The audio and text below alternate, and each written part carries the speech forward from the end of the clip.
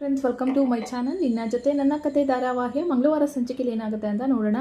ಸಂಚಿಕೆ ಆರಂಭದಲ್ಲಿ ನೀವಿನ್ನು ಸಬ್ಸ್ಕ್ರೈಬ್ ಆಗಿಲ್ಲ ಅಂತ ದಯವಿಟ್ಟು ಸಬ್ಸ್ಕ್ರೈಬ್ ಮಾಡ್ಕೊಳ್ಳಿ. ಹೆಡ್ಲೈನ್ಸ್ನ ಹೇಳ್ಬಿಡ್ತೀನಿ ನಾನು.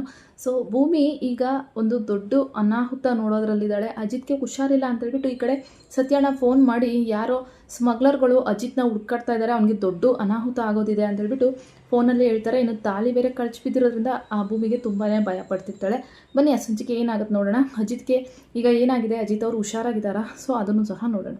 ಸಂಚಿಕೆ ಆರಂಭದಲ್ಲಿ ಈ ಕಡೆ ಭೂಮಿಗೆ ಸತ್ಯಣ್ಣ ಫೋನ್ ಮಾಡಿ ಆ ರೀತಿ ಹೇಳಿದಾಗ ಭೂಮಿಗೆ ತುಂಬಾ ಭಯ ಆಗುತ್ತೆ. ಇನ್ನು ಭೂಮಿ ಒಂದು ತಾಳಿ ಸರ ಏನಿರುತ್ತೆ ಅದು ಕಳಚಿ ಬಿದ್ದಾಗ ಅಲ್ಲಿದ್ದಂಥ ಗುರುಗಳು, ಇದು ದೊಡ್ಡ ಅಪಶಕುನನೇ ಮಗಳೇ, ನಿನ್ನ ತಾಳಿ ಭಾಗಕ್ಕೆ ಏನೋ ಕೂತು ಬಂದಿದೆ ಅಂತ ಹೇಳಿದಾಗ ತಕ್ಷಣಕ್ಕೆ ಭೂಮಿ ಅಜಿತ್ಗೆ ಫೋನ್ ಮಾಡ್ತಾಳೆ. ಆದರೆ ಅಜಿತ್ ಸಾಹೇಬರು ಫೋನ್ ಪಿಕ್ ಮಾಡಲ್ಲ. ಇನ್ನು ಸತ್ಯಣ್ಣಗೆ ಫೋನ್ ಮಾಡ್ತೀನಿ ಅಂತ ಹೇಳ್ಬಿಟ್ಟು ಸತ್ಯಣ್ಣಗೆ ಫೋನ್ ಮಾಡಿದಾಗ, ಸಾಹೇಬರು ಯಾಕೆ ಫೋನ್ ತಗೋತಿಲ್ಲ ಸತ್ಯಣ್ಣ, ಏನಾಗಿದೆ ಅಂತ ಹೇಳ್ಬಿಟ್ಟು ಕೇಳಿದಾಗ, ಅಯ್ಯೋ ಭೂಮಿ, ನಾನೇ ಫೋನ್ ಮಾಡೋಣ ಅಂತಿದ್ದೆ. ಅಜಿತ್ ಈಗ ಒಂದು ದೊಡ್ಡ ಸಂಕಷ್ಟದಲ್ಲೇ ಸಿಲುಕೊಂಡಿದ್ದಾನೆ.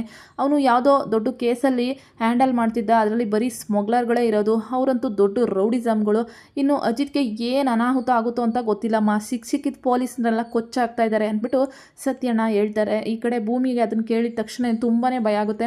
ಸತ್ಯಣ್ಣ, ನೀವೇನು ಹೇಳ್ತಾ ಇದ್ದೀರಾ, ಸಾಹೇಬ್ರಿಗೆ ಈ ರೀತಿ ಒಂದು ಅನಾಹುತ ಇದೆಯಾ ಅಂತಂದಾಗ, ಹೌದಮ್ಮ ಭೂಮಿ, ನಾನು ಹೇಳೋಣ ಅಂತಿದ್ದೆ, ಅಷ್ಟೊತ್ತರಲ್ಲಿ ನೀನೇ ಫೋನ್ ಮಾಡಿದೆ ಅಂದ್ಬಿಟ್ಟು ಸತ್ಯಣ್ಣ ಹೇಳ್ತಾರೆ.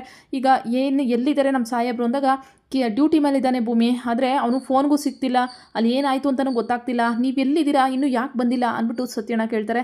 ಸತ್ಯಣ್ಣ, ಆದಷ್ಟು ಬೇಗ ನಾನು ಬರ್ತೀನಿ, ನಾನು ದೇವಸ್ಥಾನಕ್ಕೆ ಬಂದಿದ್ದೆ, ನನ್ನ ತಾಳಿ ಚೈನ್ ಇದ್ದಕ್ಕಿದ್ದಂಗೆ ಬಿದ್ದೋಯ್ತು, ಅದಕ್ಕೆ ಸಾಹೇಬ್ರನ್ನ ನೆನ್ಪು ಮಾಡ್ಕೊಂಡು ಫೋನ್ ಮಾಡಿದೆ ಅಂತ ಭೂಮಿ ಹೇಳ್ತಾಳೆ. ಹೌದಾ, ಇದು ದೊಡ್ಡ ಅಪಶಕುನ ಭೂಮಿ. ಅಜಿತ್ತು ಈಗ ಸಿಲುಕಾಕೊಂಡಿರೋ ಕೇಸು ತುಂಬ ಕ್ರಿಟಿಕಲ್, ಅದರಲ್ಲಿ ಬರೀ ಸ್ಮಗ್ಲರ್ಗಳೇ, ಯಾರ ಪ್ರಾಣ ಯಾವಾಗ ತೆಗಿತಾರೆ ಅಂತ ಹೇಳೋಕ್ಕಾಗಲ್ಲ ಅಂದ್ಬಿಟ್ಟು ಸತ್ಯಣ್ಣ ಹೇಳ್ತಾರೆ. ಸತ್ಯಣ್ಣ, ಆದಷ್ಟು ಬೇಗ ನಾನು ಬರ್ತೀನಿ ಅಂತೇಳ್ಬಿಟ್ಟು ಭೂಮಿ ಫೋನ್ ಕಟ್ ಮಾಡಿ, ಮಯೂರಿ ಬಾ ಮನೆಗೆ ಹೋಗೋಣ ಅಂತೇಳ್ಬಿಟ್ಟು ಮನೆಗೆ ಹೋಗ್ತಾಳೆ. ಅಷ್ಟರಲ್ಲಿ ಆ ಅತ್ತೆ ಸೊಸೆ ಎಲ್ಲ ತುಂಬ ಒಂದು ಪ್ರೀತಿ ವಿಶ್ವಾಸದಿಂದ ಇರ್ತಾರೆ. ಇನ್ನು 108 ತುಳಸಿ ದಾರನ ಹಾಕಿ ಹೂಮಾಲೆ ಮಾಡಿದ್ದೀನಿ ಅತ್ತೆ, ಇದನ್ನು ದೇವ್ರಿಗೆ ಹಾಕಿ ಅಂತೇಳ್ಬಿಟ್ಟು ಸಂಗೀತ ಈ ಕಡೆ ಲಿಂಗವ್ವ ಅವ್ರಿಗೆ ಕೊಡೋಕೆ ಬಂದರೆ, ಅಜ್ಜಿ ಇದಳು, ಹೇ ಸಂಗೀತ, ಇಷ್ಟು ದಿನ ನಾನು ಜವಾಬ್ದಾರಿ ತಗೊಂಡಿರೋ ಸಾಲದ, ಇನ್ನು ಮುಂದೆ ಈ ಮನೆ ಜವಾಬ್ದಾರಿನ ನೀನೇ ತಗೊಳ್ಳೆ ಅಂತೇಳ್ಬಿಟ್ಟು ಅಜ್ಜಿ ಹೇಳ್ತಾರೆ. ಅತ್ತೆ, ನೀವೇನು ಹೇಳ್ತಿದ್ದೀರ ಅಂದಾಗ, ಹೌದು ಕಣೆ, ನೀನು ನನ್ನ ಮನಸ್ಸನ್ನ ಗೆದ್ಬಿಟ್ಟಿದ್ಯಾ ಅಂತೇಳ್ಬಿಟ್ಟು ಅಜ್ಜಿ ಹೇಳಿದಾಗ, ಇನ್ನು ಸಂಗೀತ ಖುಷಿಯಿಂದ ಪೂಜೆನ ಮಾಡ್ತಾರೆ. ಅತ್ತೆ ಸೊಸೆ ಮನೆಯವರೆಲ್ಲ ತುಂಬ ಖುಷಿಯಾಗಿರ್ತಾರೆ, ಶ್ರವಣು ಎಲ್ಲರೂ ಸಹ.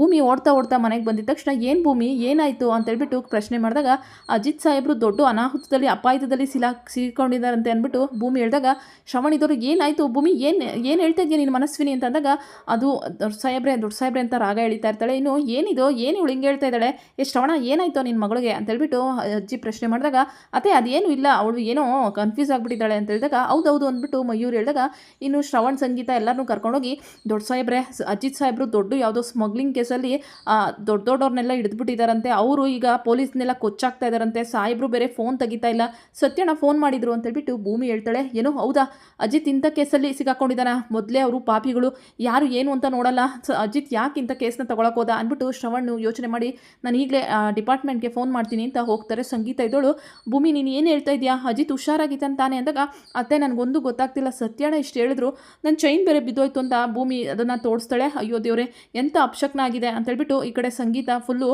ಭಯ ಬಿದ್ದರೆ, ಆದಷ್ಟು ಬೇಗ ನಾವು ಇಲ್ಲಿಂದ ಹೊರಡಬೇಕು ಅತ್ತೆ, ಸಾಹೇಬ್ರಿಗೆ ಏನಾಗಿದೆಯೋ ಏನು ಒಂದು ಗೊತ್ತಾಗ್ತಿಲ್ಲ ಅಂದ್ಬಿಟ್ಟು ಭೂಮಿ ಕಣ್ಣೀರು ಹಾಕ್ತಿದ್ರೆ, ನೋಡು ಈಗ ಅತ್ತೆ ಹೆಂಗೋ ನಮ್ಮ ಪ್ರೀತಿ ವಿಶ್ವಾಸನ ಒಪ್ಕೊಂಡ್ರು ರೀ, ಈಗ ನಾವು ಊರಿಗೆ ಹೊರಡೋಣ ಅಂತ ಹೇಳಿದಾಗ, ಸರಿ ನಾನು ಅಮ್ಮನ ಹತ್ರ ಮಾತಾಡ್ತೀನಿ ಅಂತ ರಾಮ್ ಹೇಳ್ತಾರೆ. ಇನ್ನು ಅಜ್ಜಿ ಹತ್ರ ಬಂದು, ಅಮ್ಮ ನಮಗೆ ಊರಲ್ಲಿ ತುಂಬಾ ಕೆಲಸ ಇದೆ, ಬಿಸ್ನೆಸ್ ಇದೆ, ಇನ್ನು ಎಲ್ಲರಿಗೂ ಅವ್ರವ್ರದ್ದೇ ಕೆಲಸ ಇದೆ, ನಾವು ಊರಿಗೆ ಹೋಗಿ ಬರ್ತೀವಿ ಅಂತೇಳ್ಬಿಟ್ಟು ಈ ಕಡೆ ಅವ್ರ ಅಮ್ಮನ ಕೇಳಿದಾಗ, ಸರಿ ಆಯಿತು, ಮುಂದಿನ ವರ್ಷನಾದರೂ ಬನ್ನಿ, ಆಮೇಲೆ ನಿನ್ನ ಮಗ ಅಜ್ಜಿತ ಅವನು ಮತ್ತು ಅವ್ನ ಹೆಂಡ್ತಿನೂ ಕರ್ಕೊಂಬರಕ್ಕೆ ಹೇಳಿ ಅಂತೇಳ್ಬಿಟ್ಟು ಅಜ್ಜಿ ಹೇಳ್ತಾರೆ. ಇನ್ನು ಇವರೆಲ್ಲ ಎದ್ನೋ ಬಿದ್ನೋ ಅಂತ ಊರಿಗೆ ಹೋಗೋಷ್ಟರಲ್ಲಿ ಅಲ್ಲಿ ಅಜಿತ್ಗೆ ದೊಡ್ಡ ಅನಾಹುತನೇ ಆಗಿರುತ್ತೆ. ಅಜಿತ್ಗೆ ಆ ರೌಡಿಗಳು ಈ ಕಡೆ ಡ್ಯೂಟಿ ಮೇಲೆ ಇದ್ದಾಗಲೇ ಅಟ್ಯಾಕ್ ಮಾಡಿರ್ತಾರೆ. ಸೊ ಹಂಗಾಗಿ ಅಜಿತ್ಗೆ ಒಂದಷ್ಟು ಪೆಟ್ಟಾಗಿರುತ್ತೆ. ಬರ್ತಿದ್ದಂಥ ಗಾಡಿಗೆ ಗುದ್ಬಿಡ್ತಾರೆ ಹಿಂದಿಂದ, ಹಂಗಾಗಿ ಅಜಿತ್ನ ಆಸ್ಪತ್ರೆಗೆ ಹಾಕಿದ್ದಾರೆ. ಈಗ ಭೂಮಿಗಂತೂ ಪ್ರೀತಿ ಹೇಳ್ಕೋಬೇಕು ಅಂತ ಇದ್ದ ಒಂದು ಸನ್ನಿವೇಶದಲ್ಲಿ ಈಗ ಅಜಿತ್ಗೆ ಈ ರೀತಿ ಆಗಿರೋದು ತುಂಬಾ ನೋವಾಗ್ತಿದೆ. ಇನ್ನು ಶ್ರವಣ್ಣು ಅವ್ರಿಗೆಲ್ಲನೂ ಸಹ ನಿಂಗವಜ್ಜಿ ಕೊಡೋ ಕಾಟ ಒಂದೊಂದಲ್ಲ. ಶ್ರವಣ್ಣು, ಶಾರದಾ, ಭೂಮಿ ಎಷ್ಟು ಚೆನ್ನಾಗಿರ್ತಾರೆ ಅಪ್ಪ ಮಗಳಾಗಿ, ಆದರೆ ಈ ಒಂದು ಸಿಚುಯೇಷನ್ ಮೇಲೆ ತುಂಬಾ ಎಲ್ಲರೂ ಭಯಪಡ್ತಿದ್ದಾರೆ. ಬರ್ತಿರ್ತಾರೆ. ಇನ್ನು ದೇವಯಾನಿ ಇದ್ದೋಳು ನಮಗೇನು ಮಾಡೋದು ಅಂತಲೇ ಗೊತ್ತಾಗ್ತಿಲ್ಲ, ಒಬ್ರಿಗೂ ಫೋನ್ ಪಿಕ್ ಆಗ್ತಿಲ್ಲ. ಬಾವಾ ಅಜಿತ್ಗೆ ಈ ರೀತಿ ಅನಾಹುತ ಆಗಿದೆ ಅಂತ ನಾನು ಹೇಳೋಣ ಅಂತಿದ್ದೆ, ಆದರೆ ಫೋನೇ ಪಿಕ್ ಆಗ್ತಿಲ್ಲ. ಇನ್ನು ಅಂಜುಗೆ ಟ್ರೈ ಮಾಡಿದೆ, ಅವಳಿಗೂ ಹೋಗ್ತಿಲ್ಲ ಅಂದ್ಬಿಟ್ಟು ದೇವಯಾನಿ ಹೊಸ ಡ್ರಾಮಾ ತೆಗೆದ್ರೆ ಅಜ್ಜಿ ಇದ್ದವರು ಈ ಕೆಲಸ ಬೇಡ ಅಂತ ಎಷ್ಟು ಸತಿ ಹೇಳ್ದೆ ನಾನು ಅವನಿಗೆ, ಆದರೂ ನನ್ನ ಮಾತನ್ನ ಕೇಳಲೇ ಇಲ್ಲ. ಈಗ ಏನಾಯ್ತೋ ಎತ್ತೋ ಅಂದ್ಬಿಟ್ಟು ಅಜ್ಜಿನೂ ಸಹ ತುಂಬ ಹೆದರ್ಕೊಂಡಿರ್ತಾರೆ. ಶ್ರವಣ್ ಇದ್ದವರು ನಾನು ಆದಷ್ಟು ಬೇಗ ಹೋಗ್ಬಿಟ್ಟು ಬರ್ತೀನಿ ಅಲ್ಲಿಗೆ ಅಂತೇಳ್ಬಿಟ್ಟು ಹೊರಟ್ರೆ, ಇನ್ನು ಭೂಮಿ ಇದ್ದೋಳು ದೊಡ್ಡ ಸಾಹೇಬ್ರೆ ನಾನು ಬರ್ತೀನಿ ಅಂತ ಶ್ರವಣ್ ಸಾಹೇಬ್ರ ಜೊತೆ ಹೋಗಿದ್ದಾರೆ. ಈಗ ಅಜಿತ್ಗೆ ಆಗಿರೋ ಅನಾಹುತ ನೋಡಿ ಭೂಮಿ ತನ್ನ ಪ್ರೀತಿನ ಹೇಳ್ಕೊತಾಳ.